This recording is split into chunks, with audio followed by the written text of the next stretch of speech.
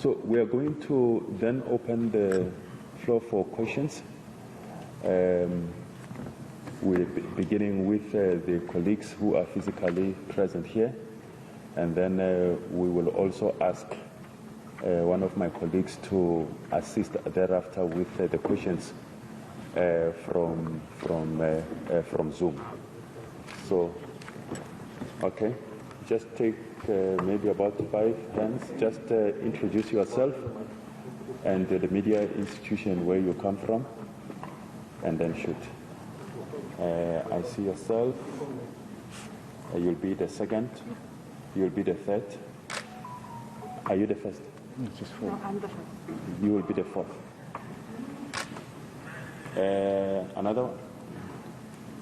You will be the fifth. Okay. 5 hands in that particular order. Thank you very much. Rafika Williams, Cape August. I just want to know if there is any sort of preliminary cost that you can maybe, or estimates that you can maybe share. And another question is, what are some of the alternative venues that are being considered? Okay. Next one. Hi, I'm Martin Charles from UC for Speaker. My question is to you. We spoke to some opposition parties outside Parliamentary and they said that, for months there has been a dwindling amount of safety and security. They've raised it with you before. I have to ask you whether you may be taking any responsibility for that, and will you admit that you dropped the ball in some way? Thank you.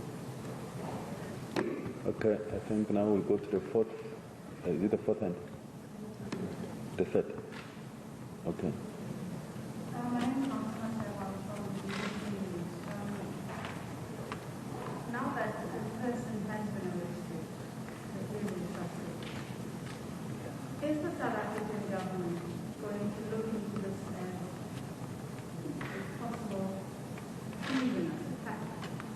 Does the government feel that this is an attack on the democracy of the country? Thank you. All right. The next hand. I think yours is the. You are fourth, yeah, the fourth one, and then you will come after. I think this is for you, Speaker. It is a question that we asked the Wolves, whether anyone else may be held liable for what happened. I know that Martin has spoke about whether you will be taking any type of responsibility, but when we're looking at whether there was a lapse in security, a breach in certain protocols, is there the possibility that other people might also be found liable for what happened as these investigations continue? Is there a possibility of that? Okay, thank you. And then the last for this round. Afternoon, Cyprus Jones from Parliamentary students. In less than 2 weeks ago before the opening of Parliament, I just want to find out when you might have an idea of the options and accommodation for Parliament. All right. Thank you very much. I'm just going to start with the Speaker of the National Assembly to deal with the questions, and then be followed by the Minister, and then the House Chairpersons and the Deputy, if there are any other additions to the responses. Thank you very much, Honorable Speaker. Thank you very much. Thank you very much to ladies and gentlemen. Let me start with the last question, which is whether there will be any other person who will take responsibility for what has happened here in Parliament. The information which I have at my disposal from the Secretary of Parliament is that indeed there was a report which was commissioned, there was a commission of the report of an audit which came out with a report which outlined the risks which and the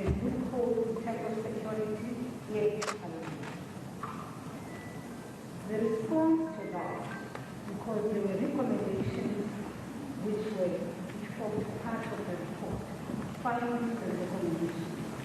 All of those recommendations form part of the plan, right, of Parliament to implement safety and security measures. That's the one issue. The second one is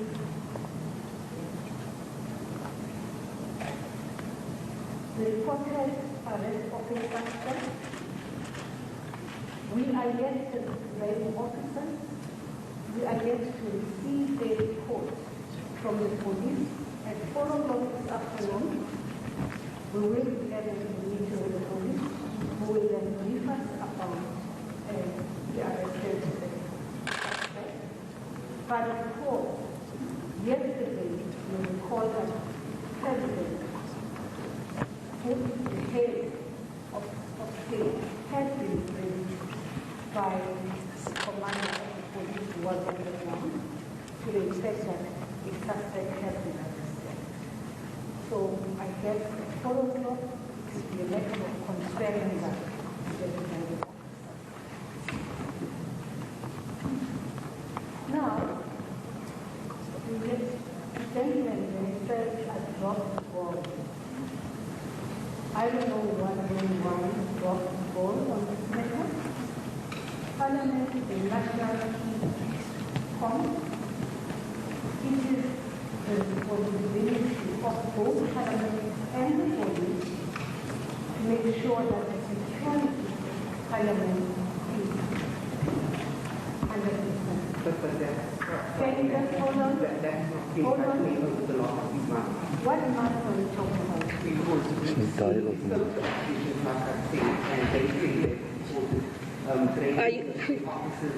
I'm really sorry if you are trying to align that with the fact that I started a few months ago, which is 2-3 months ago.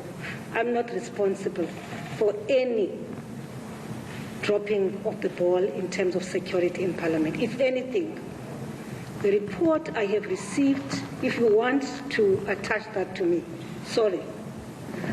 Now, the report I have received from the Secretary of Parliament is to the effect that the cameras of Parliament, because there's been a report circulating that the cameras were not working. Now, just for correction, for the record, the cameras of Parliament were all working. Not only has that been confirmed by the Secretary of Parliament, it has also been confirmed by the person responsible for that from the Department of Public Works.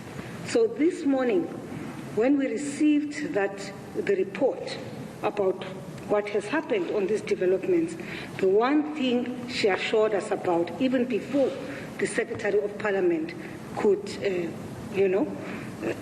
raise the matter with us, is that Public Works actually assured us that everything in relation to the cameras was working.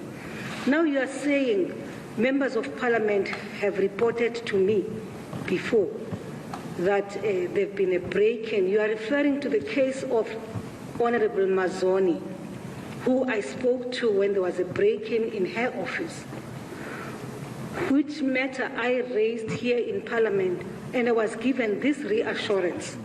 So please, just try to be smart sometimes when you raise issues. But with all due respect, ma'am, I think that you evade the question. I'm not evading the question. The point is you are saying I must take responsibility for a burning down of Parliament. What are you saying? I'm saying, ma'am, that's exactly what you are saying. An act like this is tantamount to treason. Are you aware of that? Me? Yes. Are you aware So of that? I'm now going to be charged for treason. What guarantee do you have, What? Africans, that the democracy is not under attack? This lady here, right, at every given time, has always ensured that she defends the democracy. She's so happy for this woman here. Okay? And I will not take responsibility for anything which you are suggesting, which is that there may be charges of treason for me as Speaker, because Parliament burned down. However, I am one person who came out yesterday and said any attack, if there's an attack on Parliament, it is an attack on the democracy of the people of South Africa, which we so hardly fought for, right? So the suggestions and the implications of what you're saying actually are that I must take responsibility because I dropped the ball. I'm here 2.5 months, if not 3 months by now. If I may say this. I'm here 2.5 months, and by the way, up until now, there is nothing which suggests to me that as Parliament there was a dropping of the ball, because in the reports given to us together with the Minister of Public Works this morning, there wasn't such an indication. And then on the matter of the criminal cost, I don't know what the minister would say, but the other issue raised is that of the what alternative accommodation are we considering? Just to say that, and I must say this, that one of the things which have been demonstrated by what has happened here is the importance of the unity of South African people. The support which we have received as Parliament, the support which we have received as the presiding officer. What to me was striking was that the fact that this is the legislative arm of the state is neither here nor there. The minister here responsible for infrastructure was on site here even before any one of us were here. The president, who is head of the executive, was also here before any of us could be here. And I think that for me, not only that, I should say, following that, we have received offers. We have received an offer from the ICC, the International, the City ICC. Now the ICC, I'm not talking about the Convention Center. The Cape Town Convention Center has made an offer that we can use their facilities and the conditions under which that would have to be done, which is very good. That's one offer. The second offer was made by the mayor of Cape Town, of the city, Honorable Gordon Hill, a former member of Parliament. And the offer is that, one, renovations have been done at the City Hall, for instance. So if we wanted to use the City Hall at any given time for the State of the Nation address, it is the kind of venue which could take up to 8,000 people. And this was the conversation we had this morning. But not only that, he also offered their chambers, their own chamber, their assembly, for us to use as Parliament. And I'm making this point because it's a matter which is very important for South Africans to take note of. That when such things, when crisis occurs, it provides an opportunity for the country to come together and unite in finding a solution. And this is what I picked up from the mayor of the city. Now, I'm raising this because some people will say, but the mayor of the city is not part of the ANC. No. What I'm illustrating is that at this point in time, we are at a point where, irrespective of which political party people come from, people are coming forward to provide whatever help they can to the Parliament of the Republic of South Africa. I think those are the issues I would have wanted to respond to. The Minister of Public Works will then talk to the issue of the cost. Yes. Can you question how this being possible attack on the state? Maybe I should respond to that, because yesterday, when the matter was raised that it's an attack on Parliament, my response to that was, whatever is an attack on Parliament would mean an attack on our democracy, because this house here, called Parliament, it's a house where the aspirations of the South African people are discussed. This is a house where decisions are taken. This is a house where policies are developed. This is a house where members gather together and exercise oversight over the executive.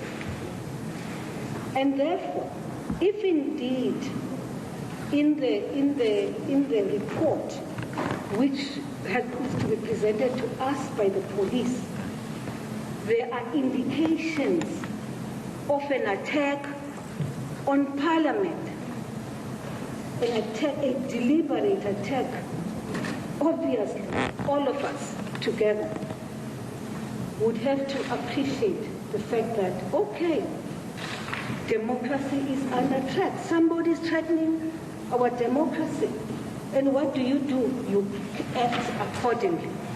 The state, the law enforcement agencies act on the basis of information which they shall have gathered during the course of their investigation. So, yesterday, when I responded to that issue, it is because already there was this and that, this in social media, and I said, beware of speculating on matters before you have received a report that suggests that there was a deliberate.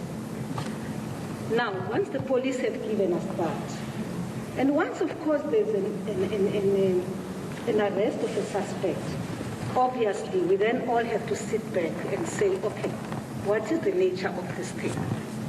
And I am saying still, until such time, the police or the hawks who are responsible for the investigation on this case, until such time they have presented, of course, they will not present the nitty-gritties, the detail of the case, but once there's a suggestion here that, look, indeed we have a suspect, indeed the suspect is being charged, indeed for APCDNE, obviously, all of us as South Africans, then we have to come together in the same way that we're holding hands together. Now, we have to, you see, I was saying to the team earlier on when we're meeting, I said, what is the purpose of this media briefing? The purpose of this media briefing is to reassure the nation. The purpose of this media briefing is to assure the people of South Africa that the state of the nation address will continue. Whether there are distractors or not, but the SONA will continue. The budget of this country will be passed. And thirdly, work of the committees will continue. So in a nutshell, saying I'm humbled by the manner in which South Africans are moving to find a solution to the challenge, the problems which we are having. For me, that call from the mayor of Cape Town, Gordon Hill, honorable member, talked to the resilience of South Africans, the commitment of South Africans to building social cohesion in the nation in this country. Thank you. Honorable Minister. Thank you. Just on the repairs. Honorable Speaker, can you just, thank you very much.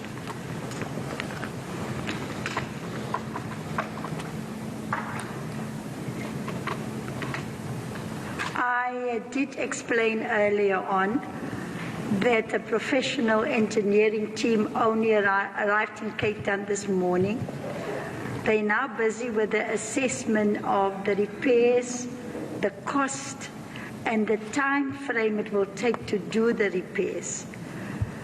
They have said to me that by Friday morning they will be able to give us a preliminary report of their estimates. So that is still coming Friday morning. The second point that I think that we all need to go back to, and I will advise the media to look into, there's an act of Parliament called the Critical Infrastructure Act of 2019. That Act of Parliament deals with all the national key points and how they need to be treated. Before we start blaming anybody, I think we need to look at that act, and you will see in terms of the law what we are supposed to be doing. Then just a point also put to Madam Speaker. Yes, we've confirmed that the CCTV cameras at Parliament were working. Indeed, the footage that we have looked at comes from those cameras that they were working. The problem is not with the Speaker. The problem comes in that there was no monitoring of the CCTV cameras on that fateful night. And the monitoring of the CCTV cameras in terms of parliamentary security and the police has been done by the police. And that is why the police were able to alert the fire department when they arrived. And that is also under investigation to see why it was not picked up earlier that we've had somebody in the building. So certainly there was a security breach. And again, it is the Department of Police that will investigate that. And like anything else, we are in a moving situation because a lot of things are not conclusive. And until we've got all the conclusive reports, we will be able then to form an opinion as to where some of the things went wrong on that day. Thank you very much. Sorry. Honorable presiding officers and Minister, there is a request from those who are watching this on TV that perhaps if you can lower the masks, the volume might increase a little bit. I'm sorry about that. I think let's just try that and see if the sound volume will improve. Okay, is there any other comments from the presiding officers regarding the questions? Deputy Chairperson of the NCOP?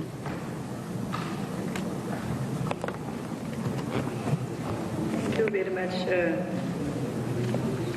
Chairperson of this session. The issue was like, I think the issue of accommodation is two-pronged. And also the question came out like that, and that is what is the alternative for the workers of Parliament? According to the briefing that we have received, there is no damage to any officers of staff or of the administration. It was just the officers of members of Parliament. That was according to the briefing that we have received. I just thought that to conclude that question that was responded to by the Speaker. I also think I wanted to respond on the issue of the monitoring, but it was responded to by the Minister, so thank you very much. Yeah. No, thank you very much.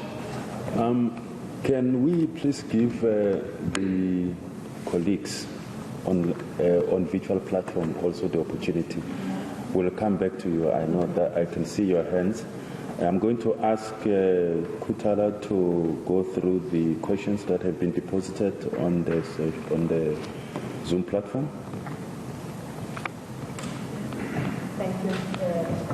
Just 5 of them, or from 5 journalists. All right. We've got one from Linda Enso on the Zoom platform. Has the historical collection of Hansard been destroyed? The rest of the questions are from our WhatsApp group. One is from Eunice, Mail and Guardian. When did Parliament or the Speaker receive the report on safety at Parliament? And the other one, another question, which is the third one, from Simon, Daily Sun. NEHAU has come to claim that protection services were told not to work on weekends and night shift. Whose decision was that? Does the Minister and the Speaker believe that had the protection services were on duty, this incident would have been avoided? Jan Dilang from Rapport. Madam Speaker, do you agree that the BDO report titled Review of Parliament's Prestige Construction Project is a public document and should be made public? If so, why hasn't it been made public despite requests for access to the report by members of Parliament? And the last one for this round, Fuyani Green, SABC.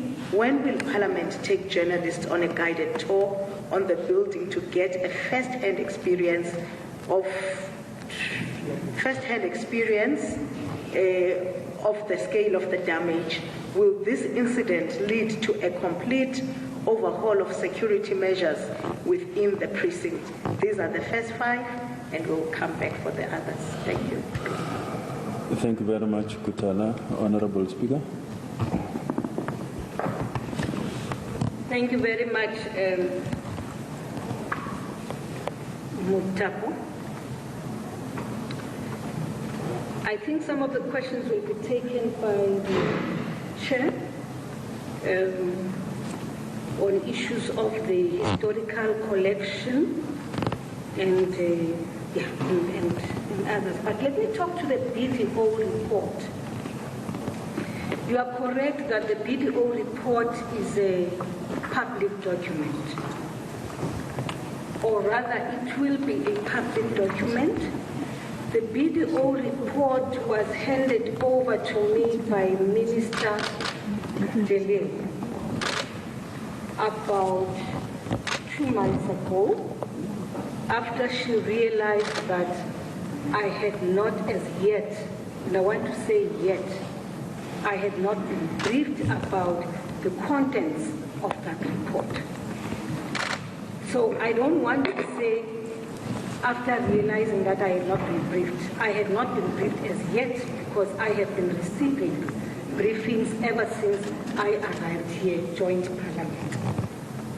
So the BDO report is a report which we've agreed together with the Minister of Public Works. It's a report, it's a bulky report, by the way, very bulky.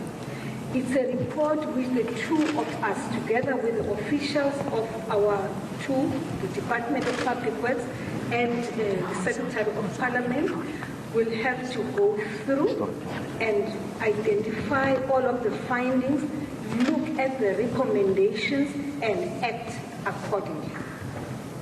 So we have agreed on that.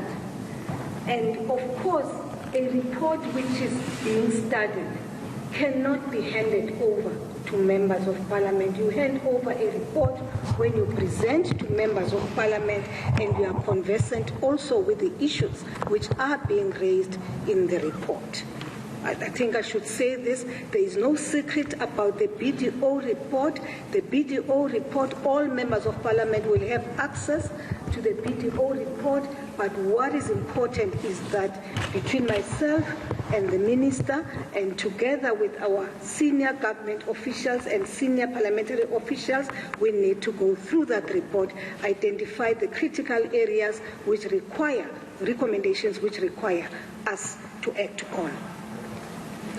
On the guided tour, I'm sure the Minister did say this even yesterday, it is very difficult for us to anticipate when the guided we will be able to take you on a guided tour, because we too do not have access to the parliamentary buildings as yet. Particularly because, one, that right now is still a crime scene, and therefore it's cordoned off. We should not have access to it. That's number one. But secondly, we also have forensic investigators who are working together with the police, who will come out and indicate what the cause of the fire is and even how it was done and where it started. As things are now, the information we have, I mean, we had a very, I must say that, a very informative session just before we started. That's why we delayed the media briefing with the head of fire, what do you call it, Minister? Fire chief? Yeah. I nearly said fire brigade. Now, the head of the fire chief gave us a briefing because we just need to understand. We are also very anxious. We're sitting here anxiously awaiting to see what is destroyed and what has not been destroyed. So the chief says, one, we've not seen this now. This is a third-party report, but I should say we've seen some footage of what they have in their possession. I must say this, and I want to express this as my personal view, and I think other people may be feeling the same way too, which is there was fire around the old assembly building. And as you have heard from the chairperson through the statement, there was no destruction of the old assembly. There was just some damage of some of the area there. And then those of you who know Parliament will know that between the old assembly and the National Assembly, right, the new National Assembly, there's a whole passage there, which passage has a library as well, where we walk. You know, that's a whole passage where we walk when we move from the one old part of the chamber to the new one. He says the National Assembly is, in a sense, it's totally gutted. You need to know this. You need to know about it because we also learn that even the ceiling of the National Assembly has now collapsed. Now the question, which I'm sure even a young child would ask, is how is it possible that fire which started in some part of the old assembly would find itself to the new assembly, to the new chamber, without fire or some damage along the way in the corridors leading to the new chamber? We don't know. We don't know. But we are also aware that we were told that the third floor of the old assembly, where the men's gym is, totally destroyed. So it's we are not forensic investigators, but certainly those who are forensic investigators will be the best people to give us to the many answers, give us answers to the many questions which we have as the presiding officers. It's a very abnormal kind of situation. We know that, and I'm sure you are aware of this, on the 16th of March there was fire in Parliament.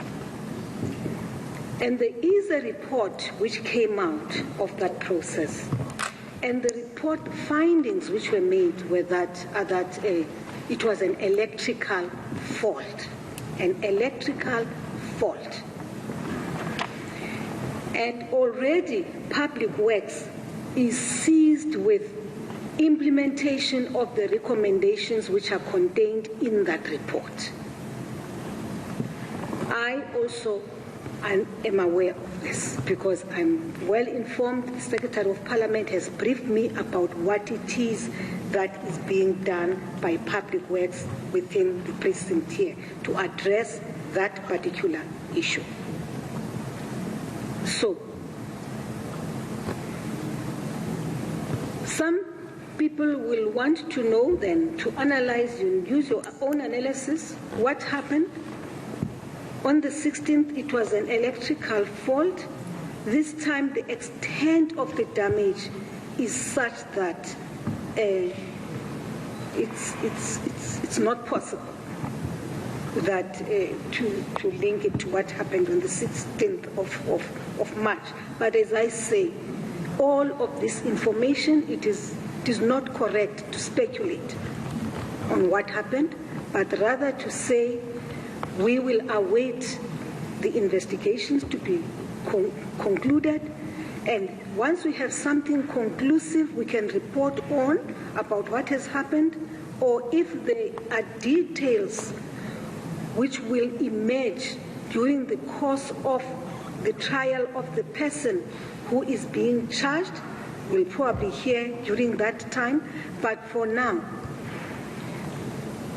if on the 16th of March, it took 2 months for Public Works to have access to the building, right?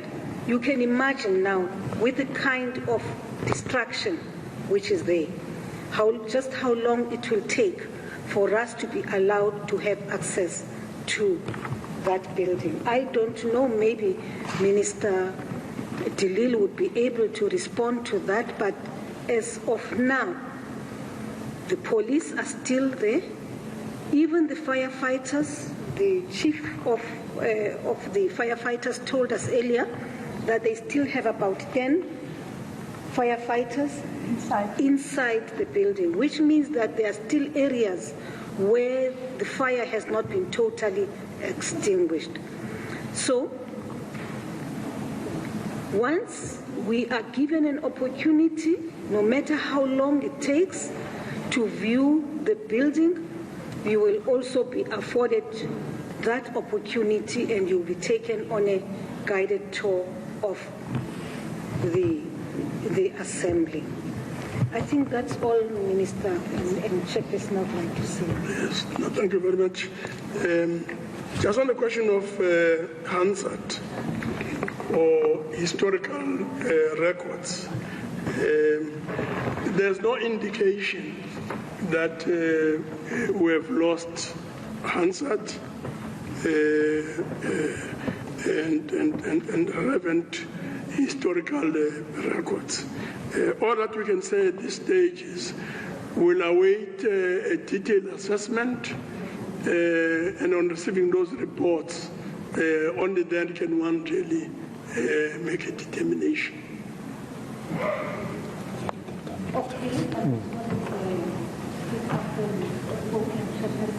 Because I had said I'm done, but I think there's a matter which we need to talk to, which was raised earlier on.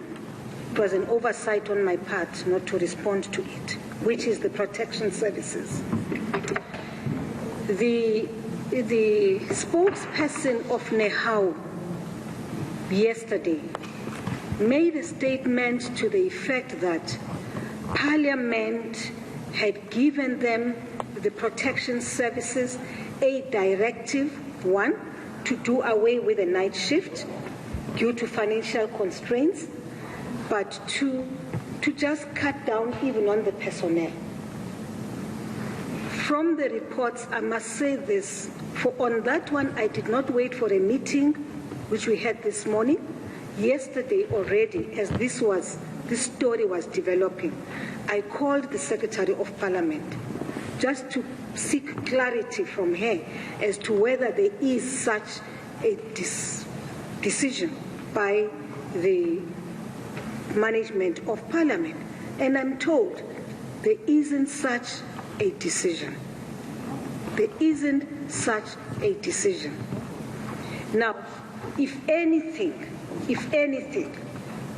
whether parliamentary services, protection services, which we are still, by the way, going to engage with them. I think we are meeting with them tomorrow. We're still going to meet with the head of the Parliamentary Protection Services, as we are going to be meeting with the police as well. Whoever must account for what happened. Whether it is the police who were not on duty without the knowledge of their seniors, I don't know. But we would have expected that when Parliament, when fire started in one corner, it would have been quickly picked up and something would have been done. And we believe that we would not be having the damage at the scale at which we have right now, even though, and I want to say this because it's important that we make this point, we learned that the firefighters, remember, they are just up the road. It took them less than 6 minutes to get here. And for that, we should commend them. We should commend the firefighters. I think they did everything. They did their best to extinguish the fire, to prevent extensive damage within the parliamentary precinct, and that we have this damage of this magnitude is something which I believe we can only be assisted by those who are investigating, because they will be able to tell us whether in fact there was an inflammable substance used or what. But if you look and hear from them describing what has happened inside the National Assembly, obviously it leaves you with a lot of questions about what may have happened. And I think those are the people who will provide better clarity on the matter. So, my view and the view of the presiding officers is really, it is totally irresponsible for the leadership of NEHAU in Parliament, this branch of NEHAU, to give an impression to South Africans that this happened because the management of Parliament took a decision to cut down on the funding for the security of Parliament, or even cut down on the personnel. It is really disingenuous on anyone, and I think it's unfortunate because this happens at a time when there has been a letter, communication which was issued to the effect that there will be a disruption, by the way, of the State of the Nation address due to some issues relevant to wages negotiations. But what is strange is that people made the statement before they declared a deadlock at the negotiations chamber. So I'm just saying on that matter, it is not a matter we want to go to town about, but it is a matter we are going to be interacting with the branch of NEHAU in Parliament. What I find interesting, though, is that our plan was to meet with them tomorrow, and the response I've received so far is that there's one person who we are allowed to interact with, and I think it would be proper, just as people work together, and as South Africans, in the light of the crisis we're finding ourselves in, that we sit employer-employees, yes, but really the magnitude of the damage caused, the destruction of the House of Assembly, the House of Parliament, requires that whatever differences you may be having amongst ourselves as employer-employees, we sit together and understand that we have a crisis now and all of us have to find a way forward. It cannot be that all South Africans are trying to help us find a solution about how we move forward on this matter, and then you have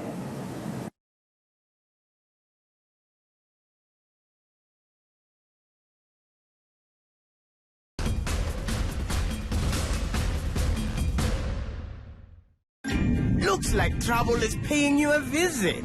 Shoof! Ach, a shame. Life's nasty disasters. Like your geezer over there. Food rotting in your freezer when the power's on holiday? Sis, stinky. Can you delete accidents? Oh no, fam. Clothing gone from your washing line? At least you look comfy. Rather get car and home insurance from Budget and save. SMS Budget to 40324.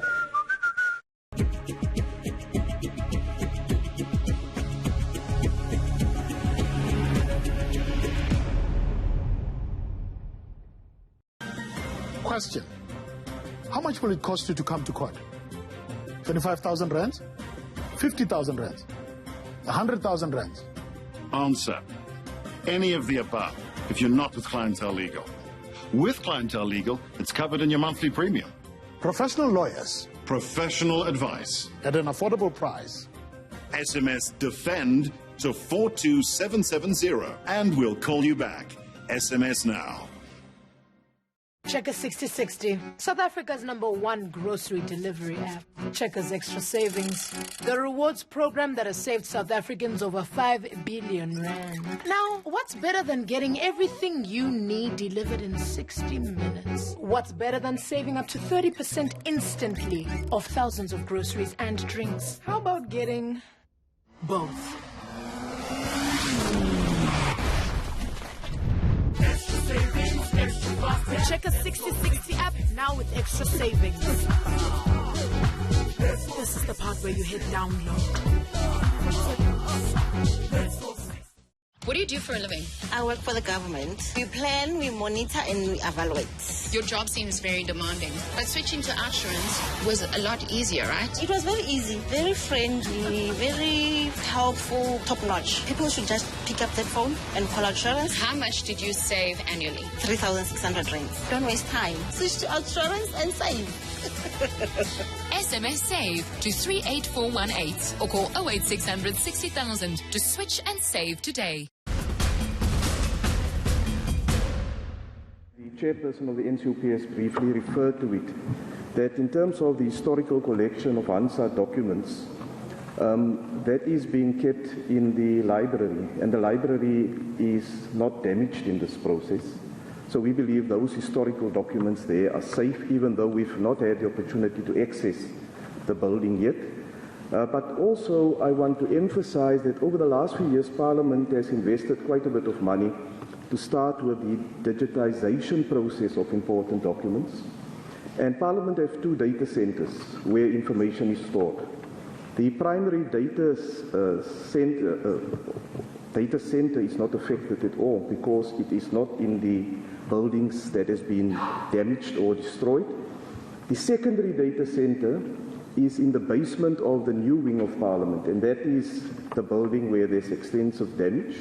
Fortunately, before the electricity was shut down, the staff managed to disconnect the power supply to the secondary data center, which is a good thing, which means that there should not be too much damage there. Of course, it's affecting the Wi-Fi connection in a number of buildings in Parliament, including this one. And once we have access, then the staff will make a determination on the secondary data center that is in the basement of the new wing of the National Assembly. Thank you, Mr. Mutapu. Thank you very much. I think we have dealt with this round of questions.